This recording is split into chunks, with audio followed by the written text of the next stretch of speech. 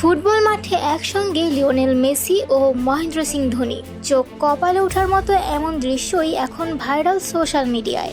একদিকে বিশ্ব ফুটবলের রাজপুত্র মেসি আর অন্যদিকে ভারতের ক্রিকেট জগতের ক্যাপ্টেন কুল ধোনি, দুজনে একসঙ্গে ফুটবল খেলছেন এমন মুহূর্ত দেখে আনন্দে ভাসছেন দুই মহাতারকার ভক্তরা।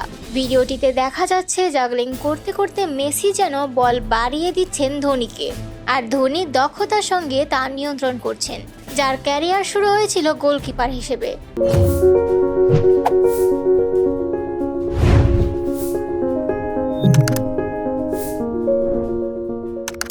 পরে হয়ে ওঠেন বিশ্বকাপ জয়ী উইকেট কিপার ব্যাটার।